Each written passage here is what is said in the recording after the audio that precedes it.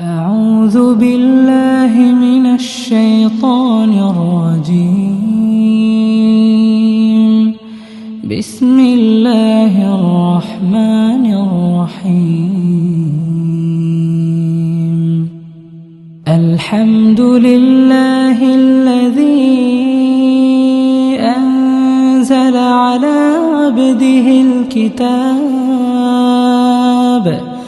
على عبده الكتاب ولم يجعل له عوجا قيما لينذر بأسا شديدا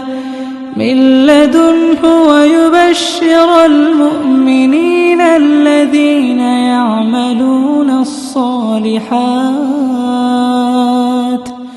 يعملون الصالحات أن لهم أجرا حسنا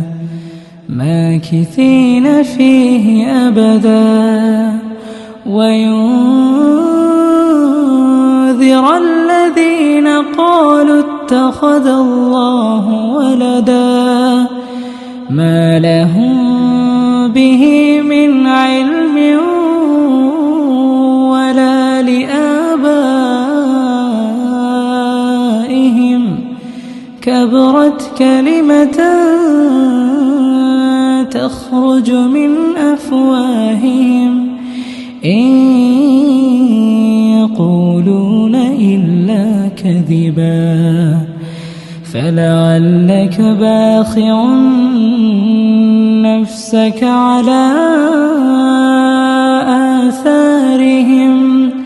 على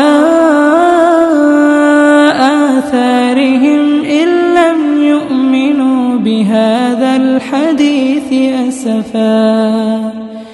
إنا جعلنا ما على الأرض زينة لها لنبلوهم أيهم أحسن عملا وإنا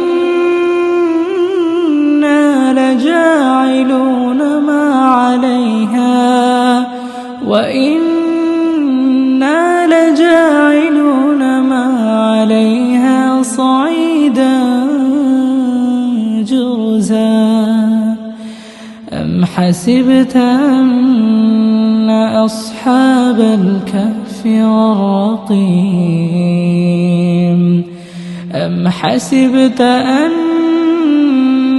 أصحاب الكهف والرقيم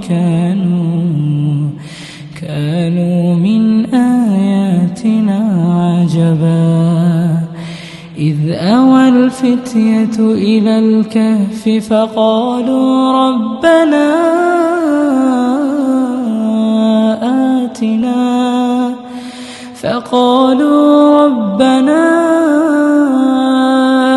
آتنا من لدنك رحمة وهيئ لنا من أمرنا رشدا فضربنا على آذانهم في الكهف سنين عددا ثم بعثناهم لنعلم أي الحزبين أحصى لما لبثوا أمدا نحن نقص عليك نبأهم بالحق إنهم فتية آمنوا بربهم وزدناهم هدى وربطنا على قلوبهم إذ قاموا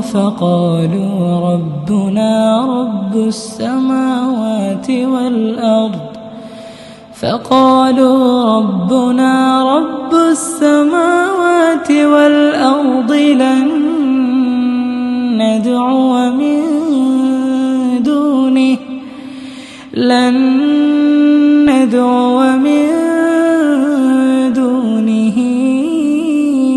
إلها لقد قلنا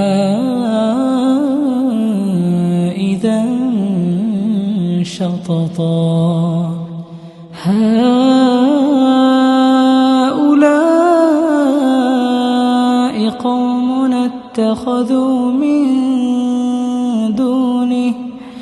قوم اتخذوا من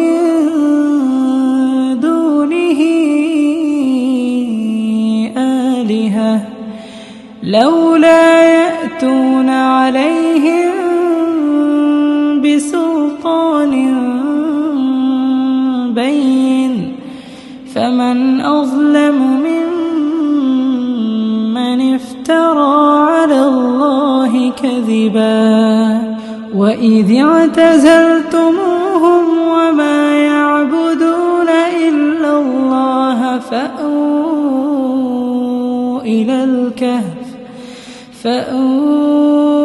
إلى الكهف ينشر لكم ربكم من رحمته ويهيئ لكم من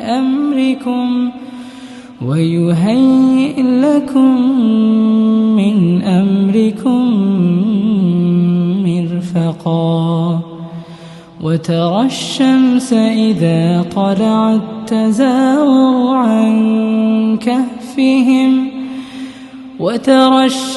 إذا طلعت تزاور عن كهفهم ذات اليمين وإذا غربت تقرضهم ذات الشمال وهم في فجوة منه ذلك من آيات الله من يهد الله فهو المهتد ومن يضلل فلن تجد له وليا مرشدا وتحسبهم أيقاظا وهم رقود ونقلبهم ذات اليمين وذات الشمال وكلبهم باسط ذراعيه بالوصيد لو اطلعت عليهم لوليت منهم فرارا ولملئت منهم رعبا وكذلك بعثناهم ليتساءلوا بينهم قال قائل منهم كم لبثتم قالوا لبثنا يوما أو بعض يوم قالوا ربكم أعلم بما لبثتم فابعثوا أحدكم بورقكم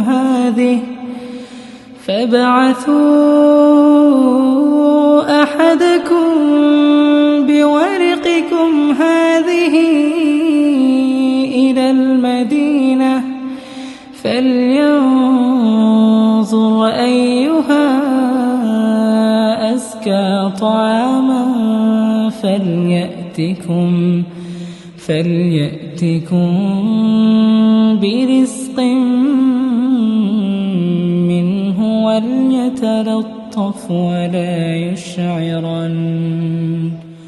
وليتلطف ولا يشعرن بكم أحدا إنهم إن يظهروا عليكم يرجموكم أو يعيدوكم في ملتهم ولن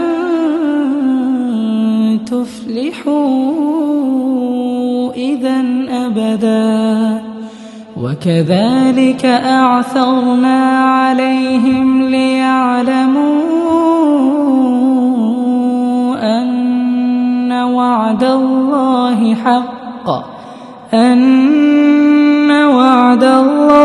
حق وأن الساعة لا ريب فيها إذ يتنازعون بينهم أمرهم فقالوا ابنوا عليهم بنيانا ربهم أعلم بهم قال الذين غلبوا على أمرهم لنتخذن عليهم مسجدا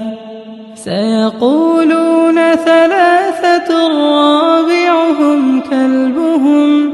ويقولون خمسة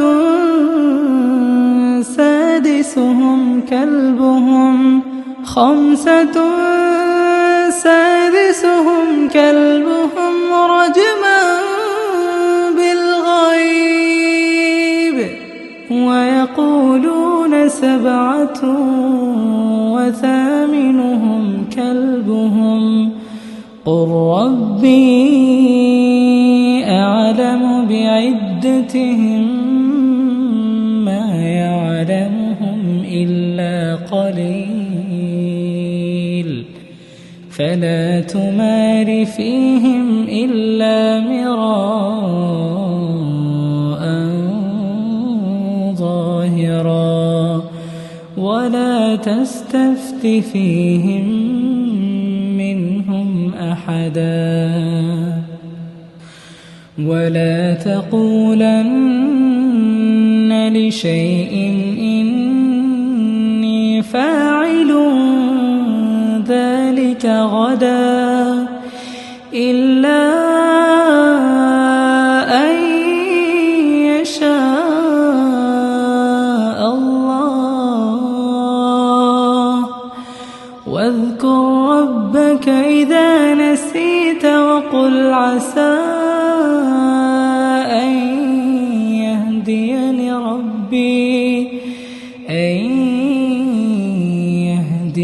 ربي لأقرب من هذا رشدا ولبثوا في كهفهم 300 سنين وازدادوا 9 قل الله أعلم بما لبثوا له غيب السماوات والأرض أبصر به وأسمع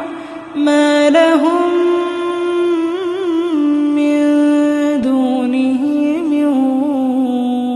ولي ولا يشرك في حكمه أحدا واتل ما أوحي إليك من كتاب ربك لا مبدل لكلماته ولن تجد من دونه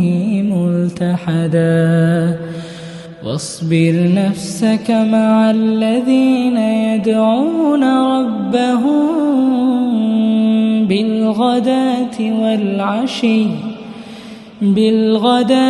والعشي يريدون وجهه ولا تعد عيناك عنهم تريد زينة الحياة الدنيا ولا تطع من أغفلنا قلبه عن ذكرنا واتبع هواه وكان أمره فرطا وقل الحق من ربكم فمن شاء فليؤمن ومن شاء فليكفر إنا أعتدنا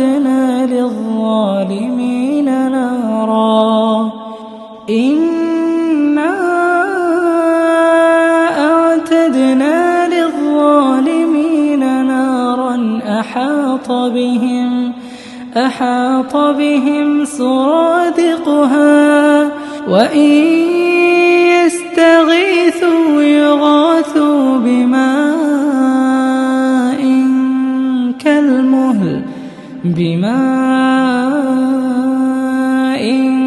كالمهل يشوي الوجوه بئس الشراب وساءت مرتفقا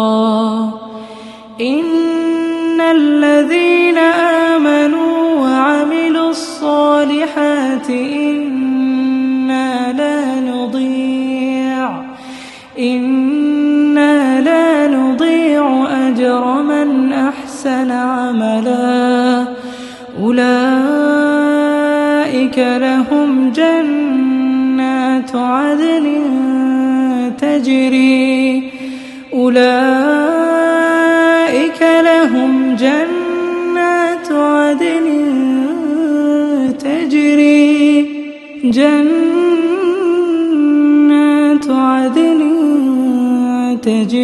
من تحتهم الأنهار يحلون فيها من أساور من ذهب ويلبسون ثيابا خضرا من سندس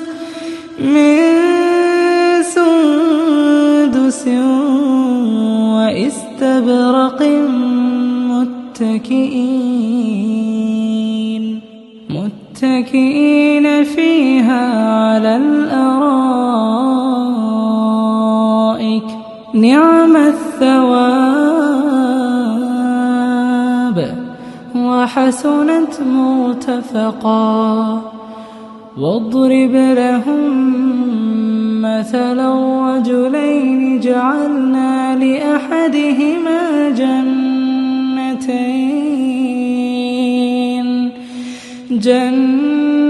جنتين من أعناب وحففناهما بنخل وجعلنا بينهما زرعا كلتا الجنتين آتت أكلها ولم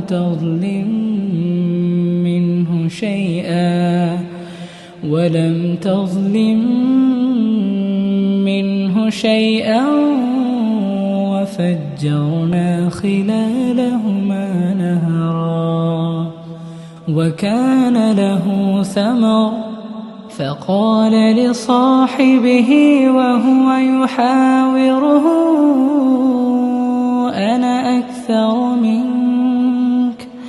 أنا أكثر منك مالا وأعز نفرا ودخل جنته وهو ظالم لنفسه قال ما أظن أن تبيد هذه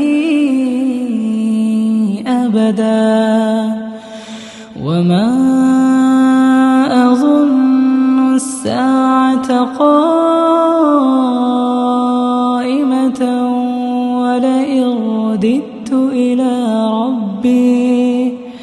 ولئن رددت إلى ربي لأجدن خيرا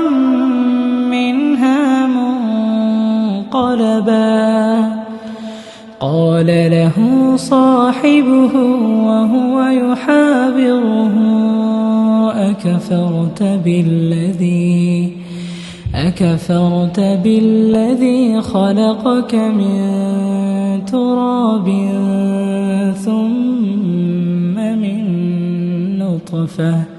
ثم من نطفة ثم سواك رجلا لكن هو الله ربي ولا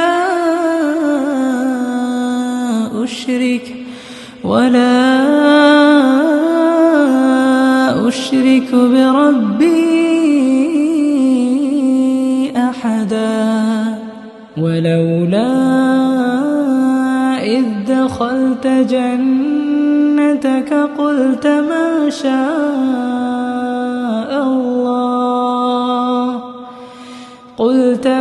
شاء الله لا قوة إلا بالله. إن ترني أنا أقل منك مالا وولدا فعسى ربي أن يؤتيني خيرا من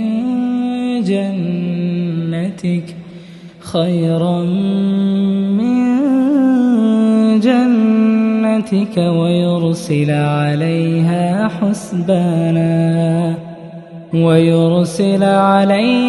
حسبانا من السماء فتصبح صعيدا زلقا أو يصبح ماؤها غورا فلا تستطيع له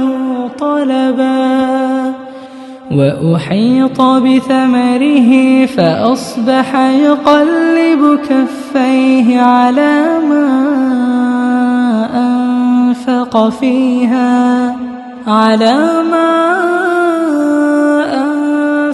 فيها وهي خاوية على عروشها ويقول يا ليتني لم أشرك بربي أحدا. ولم تكن له فئة ينصرونه من دون الله وما كان منتصرا. هنالك الولاية لله الحق هو خير ثوابا وخير عقبا. واضرب لهم مثل الحياة الدنيا كماء أنزلناه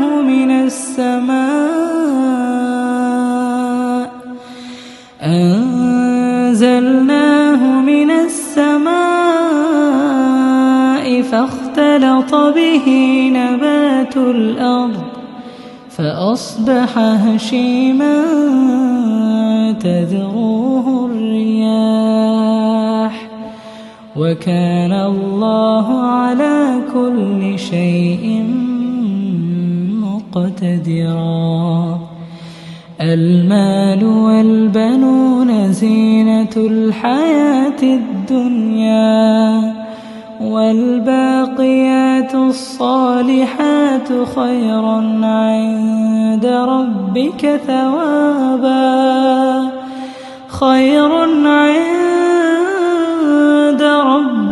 ثوابا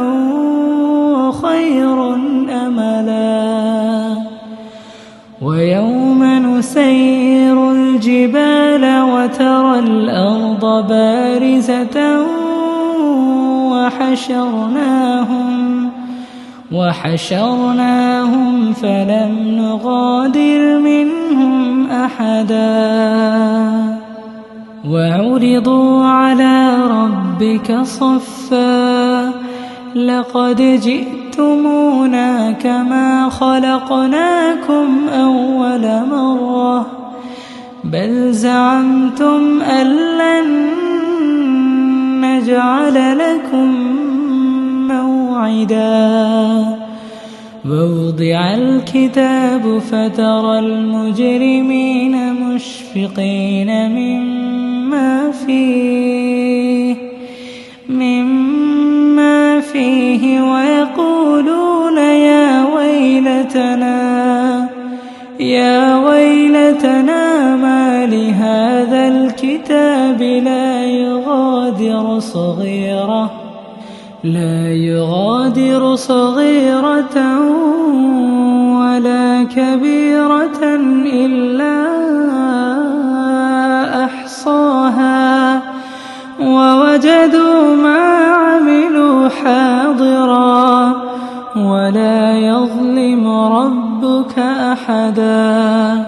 وإذ قلنا للملائكة اسجدوا لآدم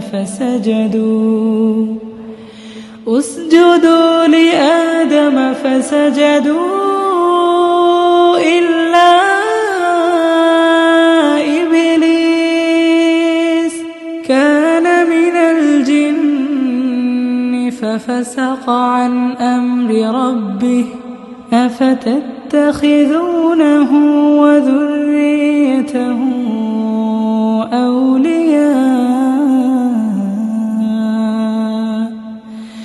أولياء من دوني وهم لكم عدو بئس للظالمين بدلا. ما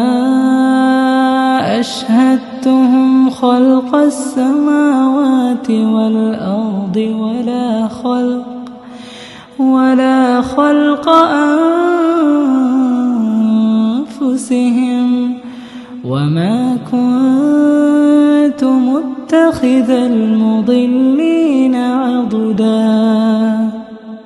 ويوم يقول نادوا شركائي الذين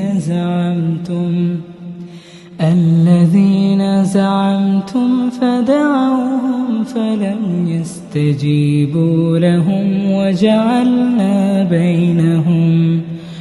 وجعلنا بينهم موبقا.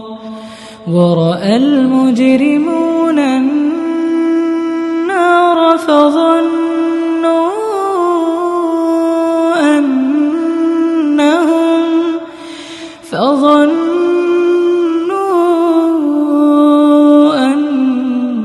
أنهم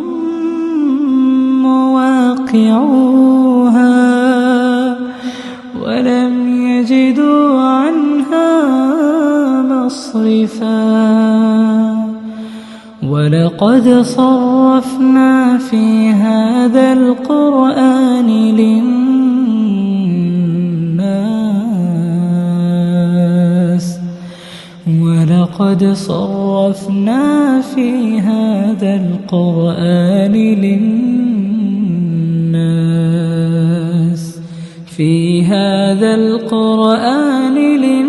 للناس من كل مثل وكان الإنسان أكثر شيء جدلا. وما منع الناس أن يؤمنوا إذ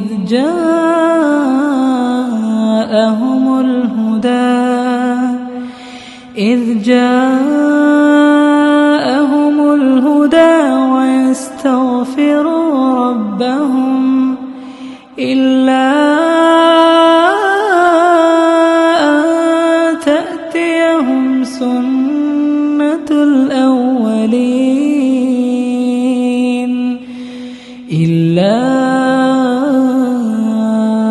أن تأتيهم سنة الأولين أو يأتيهم العذاب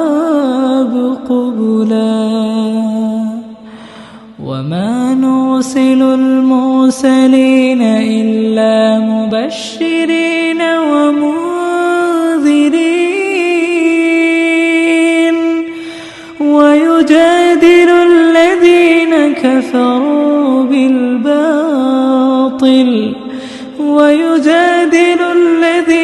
كفروا بالباطل ليدحضوا به الحق ليدحضوا به الحق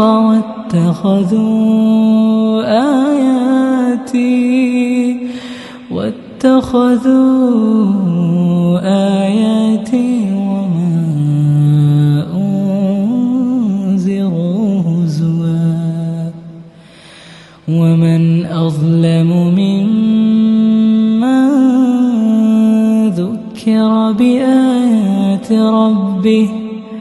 ومن أظلم ممن ذكر بآيات ربه فأعرض عنها ونسي ما قدمت يداه إنا جعلنا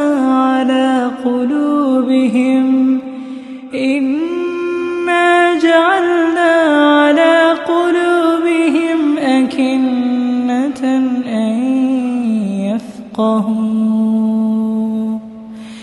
أن يفقهوه وفي آذانهم وقرا وإن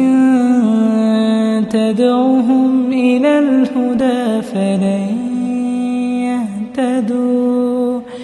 فلن يهتدوا إذا أبدا وربك الغفور ذو الرحمة لو يؤاخذهم بما كسبوا لعجل لهم العذاب بل لهم موعد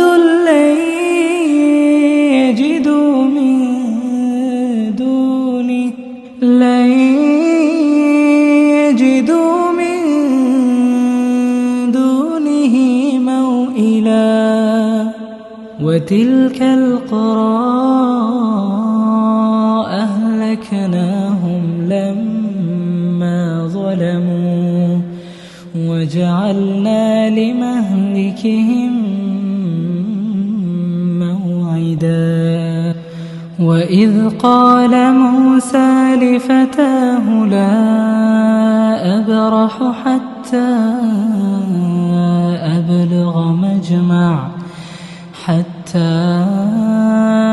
أبلغ مجمع البحرين أو أمضي حقبا فلما بلغا مجمع بينهما نسيا حوتهما فاتخذ سبيله في البحر سربا فلما جاوزا قال لفتاه آتنا غداءنا لقد لقينا من سفرنا هذا نصبا قال أرأيت إذ أوينا إلى الصخرة فإني نسيت الحوت وما أنسانيه إلا الشيطان أن أذكره واتخذ سبيله في البحر عجبا قال ذلك ما كنا نبغ فارتدا على آثارهما قصصا فوجدا عبدا من عبادنا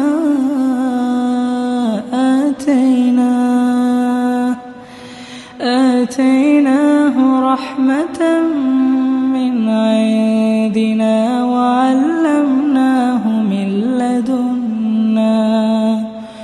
وعلمناه من لدنا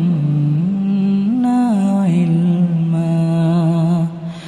قال له موسى هل أتبعك على أن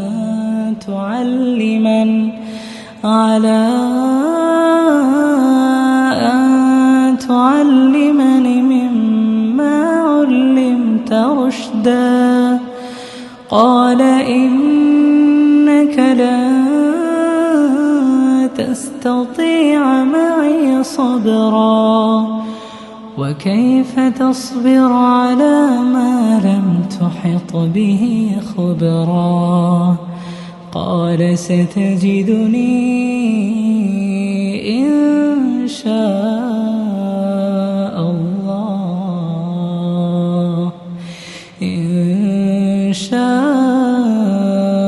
الله صابرا ولا أعصي لك أمرا قال فإن اتبعتني فلا تسألني عن شيء حتى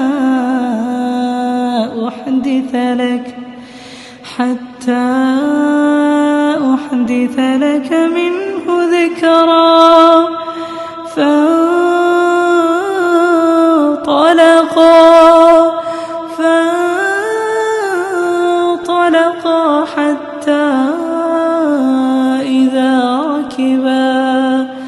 حتى إذا ركبا في السفينة خرقها قال أخرقتها لتغرق أهلها لقد جئت شيئا إمرا قال ألم أقل إنك لن تستطيع معي صبرا قال لا تؤاخذني بما نسيت ولا ترهقني من أمري عسرا فانطلقا حتى إذا لقيا غلاما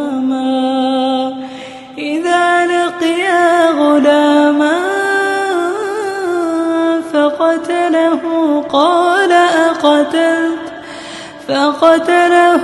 قال أقتلت نفسا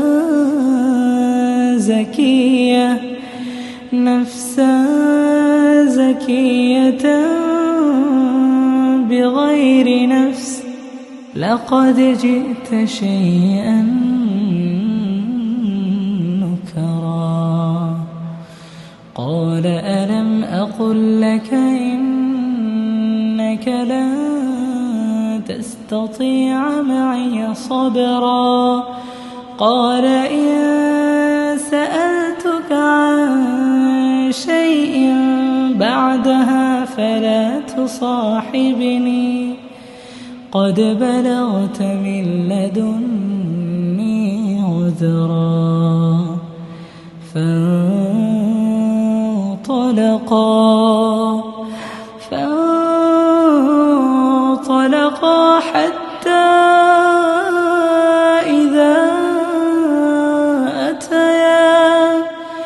حتى إذا أتيا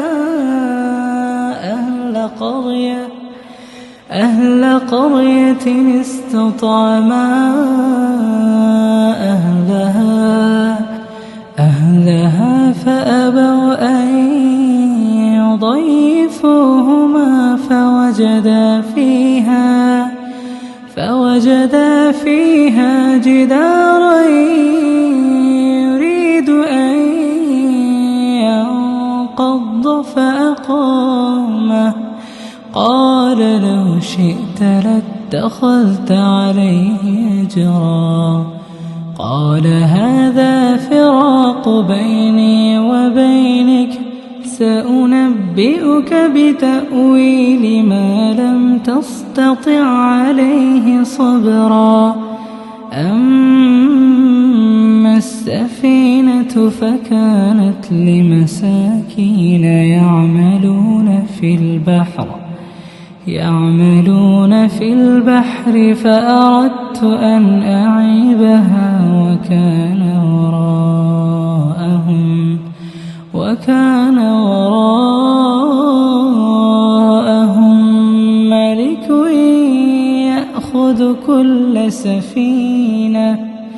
ملك يأخذ كل سفينة غصبا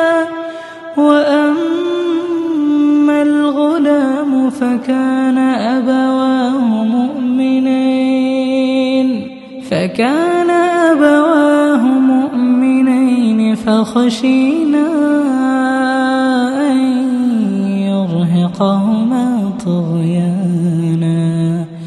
أن يرهقهما طغيانا وكفرا فأردنا أن يبدلهما ربهما خيرا منه زكاة وأقرب رحما وأما الجدار فكان لغلامين يتيمين في المدينة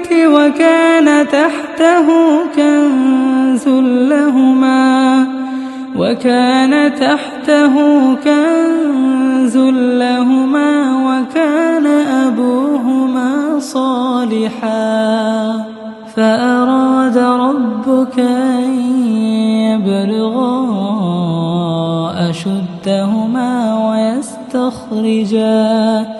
ويستخرجا كنزهما رحمة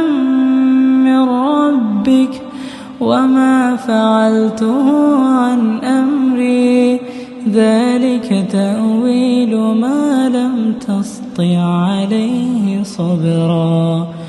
ويسألونك عن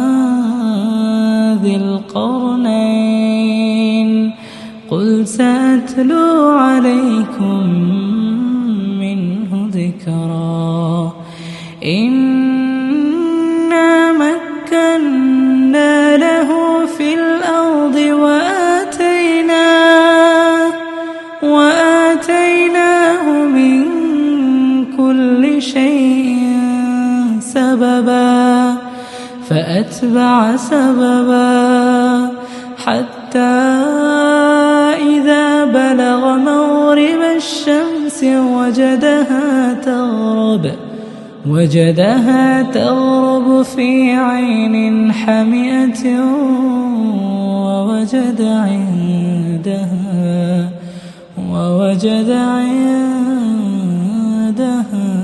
قوما قلنا يا ذا القرنين إما أن تعذب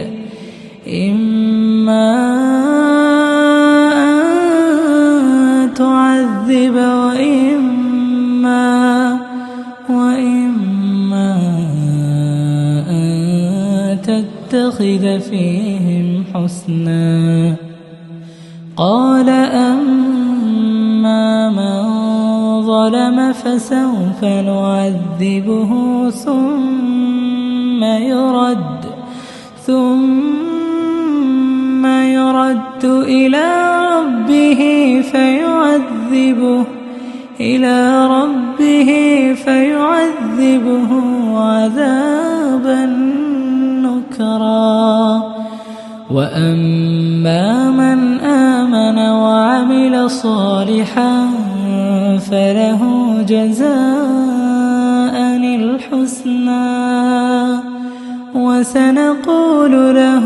من أمرنا يسرا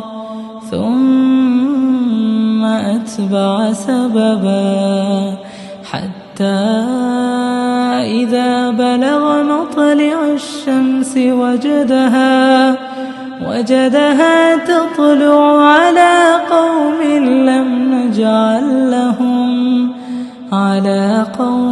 لم نجعل لهم من دونها سترا كذلك وقد أحطنا بما لديه خبرا ثم أتبع سببا حتى إذا بلغ بين السدين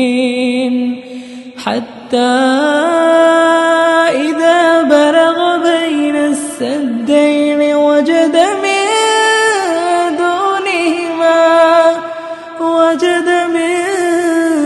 دونهما قوما لا يكادون يفقهون قولا قالوا يا ذا القرنين إن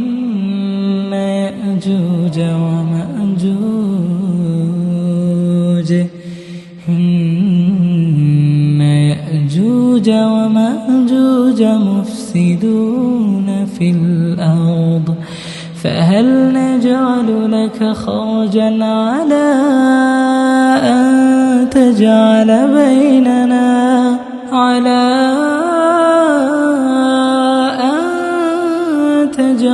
بيننا وبينهم سدا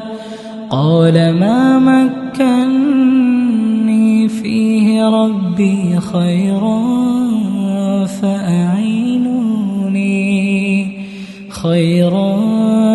فأعينوني بقوة أجعل بينكم وبينهم ردما آتوني زبر الحديد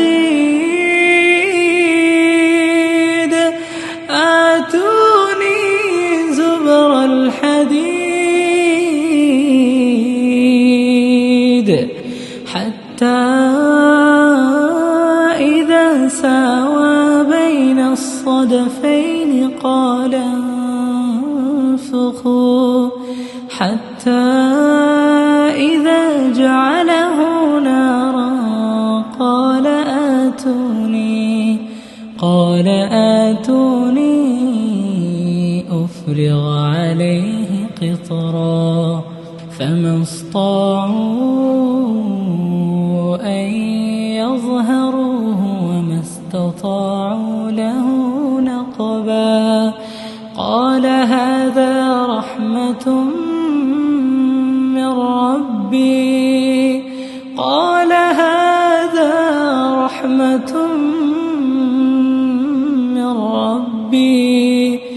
فإذا جاء وعد ربي جعله دكا وكان وعد ربي حقا وتركنا بعضهم يومئذ يموج في بعض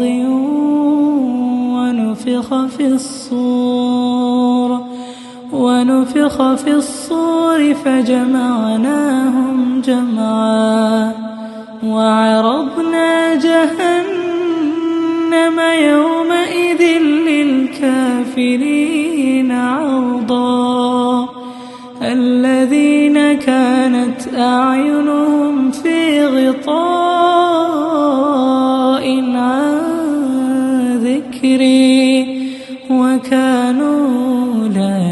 يستطيعون سمعا أفحسب الذين كفروا أن يتخذوا عبادي من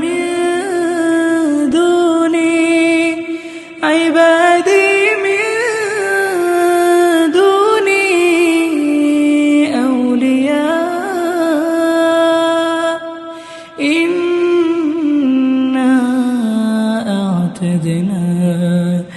إنا أعتدنا جهنم للكافرين نزلا قل هل ننبئكم بالأخسرين أعمالا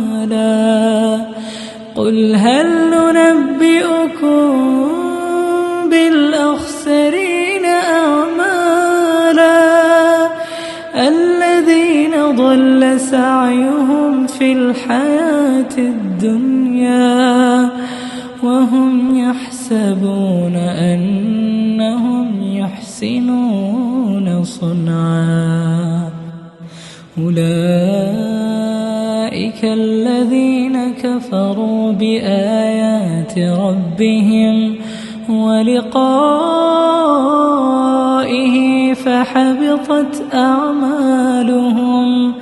فحبطت أعمالهم فلا نقيم لهم يوم القيامة وزنا ذلك جزاؤهم جهنم بما كفروا ذلك جزاؤهم جهنم بما كفروا واتخذوا آياتي ورسلي هزوا إن الذين آمنوا وعملوا الصالحات كانت لهم جنات الفردوس نزلا خالدين فيها لا يبغون عنها حولا قل لو كان البحر مدادا لكلمات ربي لنفد البحر قبل أن تنفد كلمات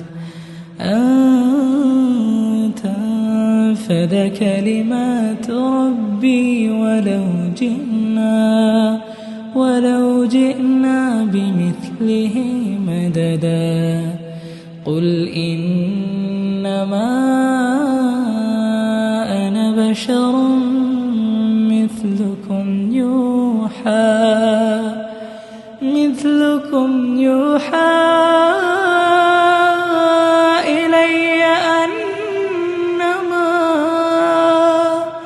إلي أنما إلهكم إله واحد فمن كان يرجو لقاء ربه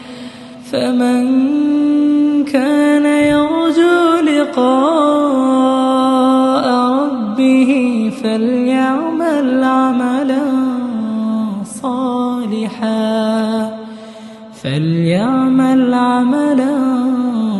صالحا